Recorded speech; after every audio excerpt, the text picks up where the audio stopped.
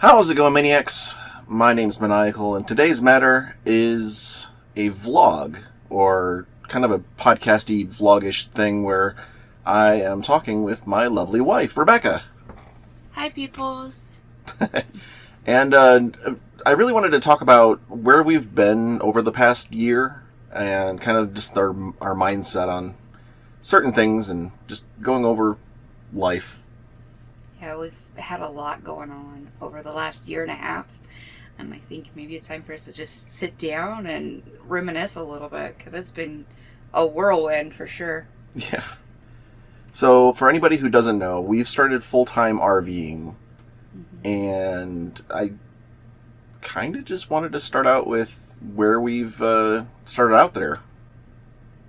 Yeah, so in the spring of 2022, just to kind of give some backstory and context, we were going through some fertility treatments because we've been dealing with infertility for about 5 years. And we had just finished up a couple cycles of fertility meds, done a lot of testing, and with no positive results.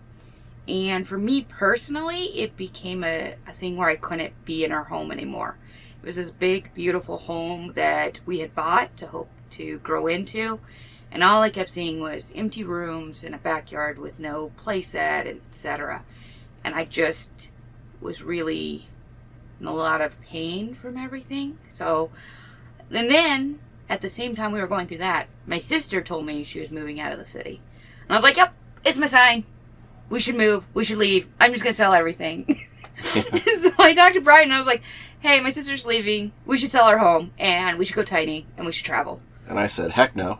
And I was like, heck yes. And eventually we talked about it, and as time went on, it felt like it was a better choice for both of us. So I agreed.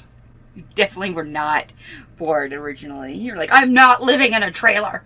You can't make me go tiny. I have my big, beautiful gaming room. I am not going tiny. I was like, yes, we are. Well, I think more so it was just that we've worked so hard to get that house, and we did so much. We had a good, what do they call it, APR rate? We had a great interest rate because we had just refinanced during the COVID times, and I mean, the house was gorgeous at 2,700 square feet, but I mean, 2,700 square feet for just two people was a really big house. And in context now, we have maybe 400 square feet.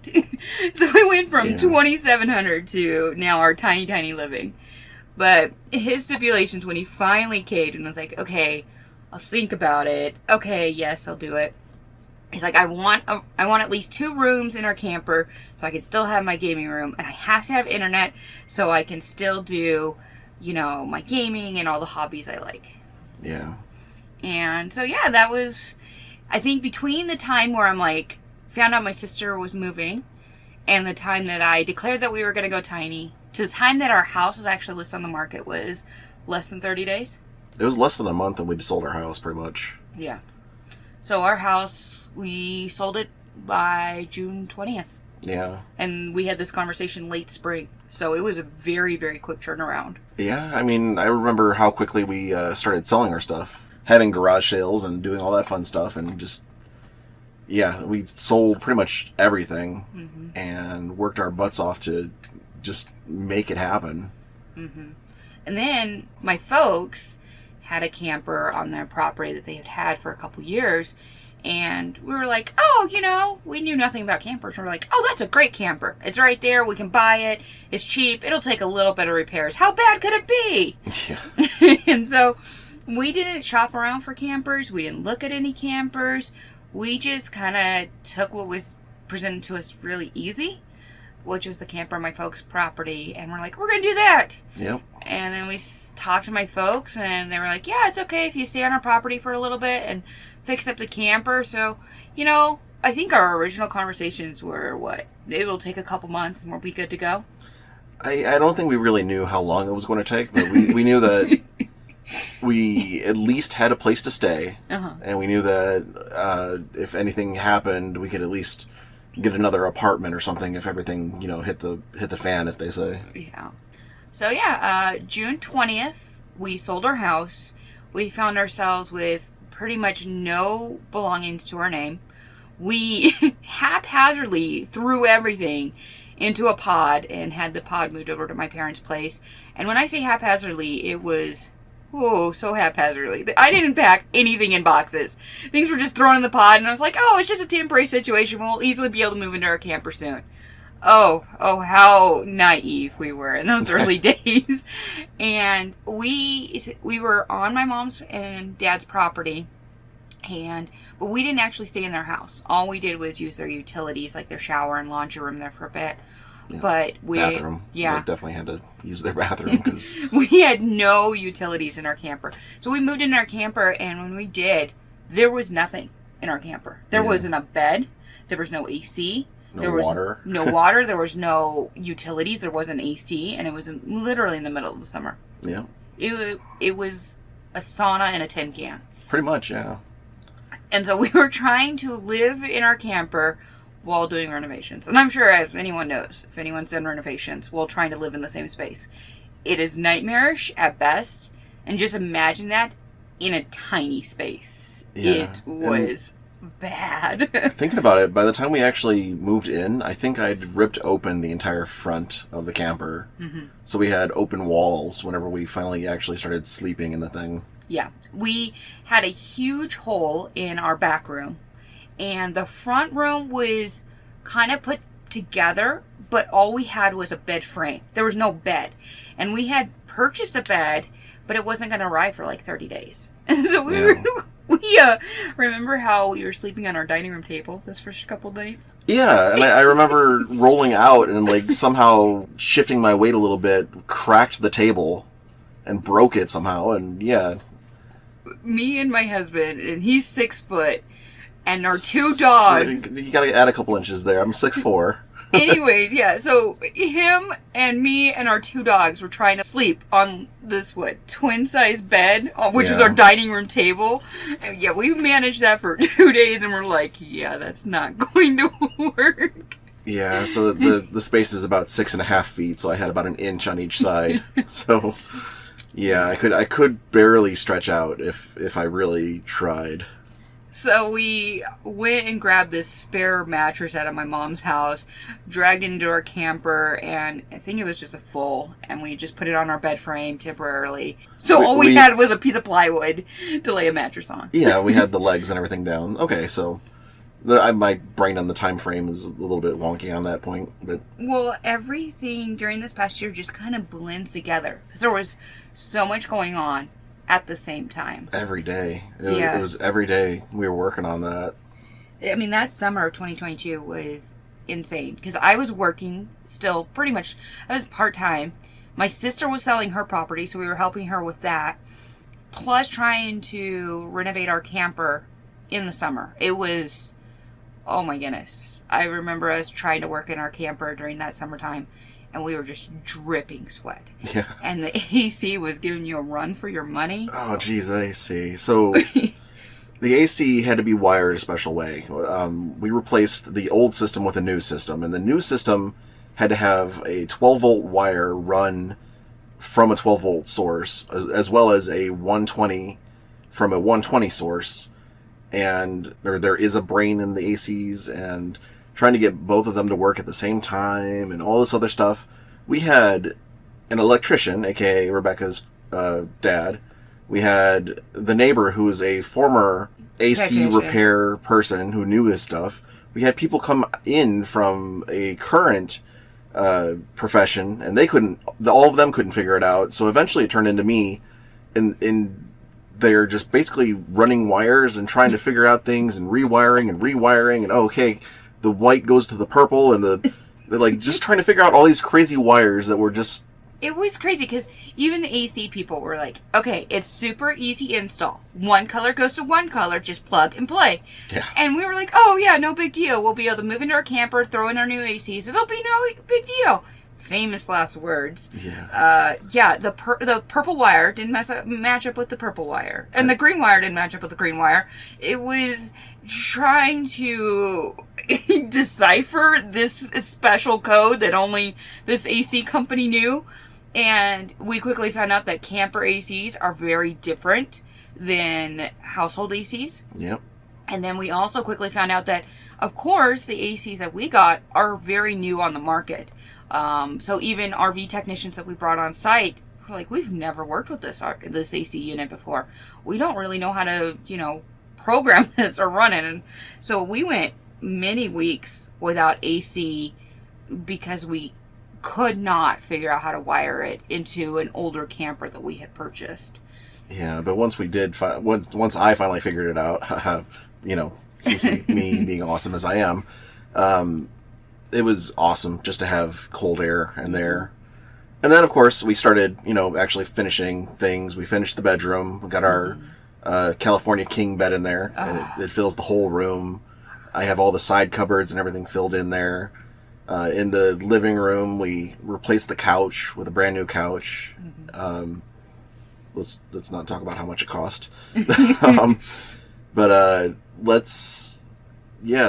think the next part was the fireplace. And then in the kitchen, we replaced the oven, had to rebuild some cupboards and stuff like that. Rebecca's sister came in and did some nice marble designs on the countertops. We repainted everything. Everything was, when we bought the camper, it's an 07, and it didn't look like it was an 07. It was the very warm honey oak cupboards with a floral pattern for all the curtains and couches with gold hardware. So we ripped all of that out and we repainted everything. And our color scheme was gray, white, and our kitchen is blue. But we pulled all the old out and we brought it up to, 21st century and actually make it a little more modern. So between June and October, we really worked on the front half of our camper. We really took our camper in two different segments. We worked on the front half first, where our main living space was, the kitchen and our bedroom. Took care of all that. And it was funny, the entire time we were doing that, everyone kept asking, when are you going to do the back room? When are you going to do the back room? Because mind you, there was a huge hole in the back room. Yeah, the slide out basically was a giant hole. Yeah, and of course, trying to cool off our camper, but having a huge hole.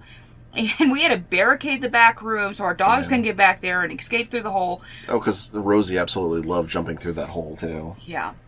But everyone kept wondering, when are you going to get to the back room? And finally, at the end of September, early October, we finally finished the front half of the camper and got to the back room, which I think was our hardest, biggest project out of the whole thing. I still go with the AC as the worst part, just because I couldn't figure it out. Most of the other stuff was just work in and of itself. The slide out actually wasn't too bad to work on. Yeah, we basically pulled it out, did a lot of painting, did all the fun stuff in the room first, and then, just started rebuilding it. When we got into the back room, we quickly realized the extent of the damage. We started pulling back the walls and doing the demo, and that was when we found out how much water damage there was. And it was the amount of dry rot, and we would just barely even touch the wood and it would just disintegrate. Yeah. So we had to pull out a lot of the walls, rebuild the walls, and then put so bad, water damaged. So much water damage. And so we had to cut back a lot of the subfloor, tie in new subfloor, put in new plywood on the walls, and put those moisture barriers in too. Yeah. It took, I think, almost 3 months just to finish this back room. I still think your brother figuring out that I had a miswire in the slide out was the most hilarious thing to me. So we were very excited, and we thought we were completely done with our slide, and we were at the point where we were putting insulation in and putting up the walls back on. So I was wiring the cords to each of the outlets to the light fixture and everything like that. And I had everything wired, and I was just, I was putting in the insulation, and I was about to start tacking up the walls. And her brother walks up and puts his arms on the metal window frame, And he shocks the ever-living shit out of himself. And he jumped back so far. Yeah, and that was just probably the funniest thing for me. But then, of course, I turned around and trying to figure out if it was actually fixed or not. I started touching the outside, so I had to walk outside barefoot, touch the wall, shock myself, like, ooh, okay, it's still live. Then I'd find out, okay, it's not at this point. It's not at this point. Turns out it was at the light fixture where I had a little bit of extra ground wire touching the metal on the outside wall that had actually made the full connection. And yeah, that was my bad. But yeah, even with our slide, we had to rebuild everything. I think the only thing that we kept from the slide actual component for the backside was the header. Yeah, the roof. Yeah, and even with the roof, we did a lot of repairs on that. We replaced the membrane on the top. Mm-hmm. We put a new light in. Yeah, put a new light in. Did all kinds of fun stuff. Yeah, ran all new electric. Yep. I mean, the back room almost looks unrecognizable from everything we did. Well, I hope so. I mean, that was another room that we actually had to rip out the walls on to get the closet done. So. Yeah. Yeah. And then by the time we finished the back room, we finished it almost in perfect time because we were really pushing ourselves. We knew snow was coming, winter's coming. Yeah. And pretty much right after we finished it, and we were a little bit more weather, ready, winter did come. And so then our projects kind of went a little slower. We were just kind of taking things as we could. Doing a few little projects here and there on the inside. Holidays and everything got in the way. Yeah, and then illnesses. But then we knew that there was going to be this huge cold snap coming in. And poor Brian, he crawled underneath our camper. It's called a basement or an underbelly. And he was working on that, trying to insulate it to protect our pipes. Because we were supposed to get this huge cold snap that with wind chill it's supposed to feel like negative 27, negative 32 or something like that. Something crazy. It was ridiculous. But luckily your other brother helped out with that a little bit. Mm-hmm. Well, at least whenever it got to the part where it was like under the axles and everything. Because he's a skinny little guy and he could just like slide under there. But for me, I'm just going to say a little bit more plump and bulky. So yeah, I have a hard time sliding under things. And it was basically put some foam in there and then did some Coroplast, which is like this corrugated plastic. Corrugated plastic, exactly. It's if you want to imagine it, it's 2 sheets of plastic with basically a bunch of lines of plastic all the way down. I don't know how else to describe it. I'll put a picture here. Like a honeycomb pattern on the inside. Kind of, yeah. Square, but yeah. But yeah, that was a cold. I think turned into like a 3-day project because it was just so cold and I just didn't want to do it. It was awful, but we knew we had to protect all of our lines because we'd already rebuilt so much in our camper. We didn't need to have some busted lines. Thankfully, after that, we only had one thing kind of break in that cold snap. But it was a simple little shark bite connection that we needed to do. And I don't even know if it was the cold that did it. It might have just been the thing by itself. Yeah, we quickly found out because the camper had been sitting for a couple years and then her age, we ended up having to replace a lot of our shark bite, like elbows and stuff on our PEX lines. Oh yeah, the plumbing was its own fun monster. But out of that, we did get a tankless water heater. And I absolutely love tankless water heaters now. I will probably never not have a tankless water heater. Yeah. So, yeah, between October and late spring, we kind of wrapped up all the things, and at that point we kind of shifted from making sure that we could fully live in her during all weather types or inclement weather to then making sure she was roadworthy. That was the next thing. We shifted from, okay, now all the big holes in our camper are taken care of. Now how do we make her roadworthy? Yeah, we got all the tires replaced. Yeah. Made sure that we were good to get on the road. So we did some testing with, again, her dad, where he's done so much stuff with trailers. He's like, yeah, this is easy peasy. Me, myself, I mean, I was in the military, so I have some experience, but nowhere near, this size of trailer, so. Our trailer is 40 feet long, triple axle. She is a beast. Yeah. And our truck is a truck with an extended cab and an 8-foot bed. Yep. She ain't a tiny thing either. Yeah, so we went to the local Camping World where they had a giant empty parking lot and just drove around, started backing up, parking in spots, doing everything that we could to do that. Mm-hmm. And then somebody warned us about safety chains. I forget who. It was my dad. He pointed out, he's like, hey, do you have safety chains? And we're like, oh, we got a drop hitch. Safety chains? Wait, our trailer doesn't have safety chains? Yeah. So we went to the local tool store, found some nice thick chains, and I drilled a couple holes that it needed and installed them, and yeah, they worked out really nicely. We hitched up once and were able to do, a dry run and do some test driving with it, just really get the feel of, pulling her. And then that's when we realized that our electric hitch was only able to do one more hitch up, and then the motor fried out. Yep, it just stopped working completely. Having to figure that out was its own fun thing. So yeah. It was stuck on our truck. The motor burned out with the camper on our truck, and we were stuck with it. Yep. So yeah, we went and we bought a new one, reinstalled in that parking lot, and yeah, that was. Anyway, we have a really nice one now. Yeah. Works really good.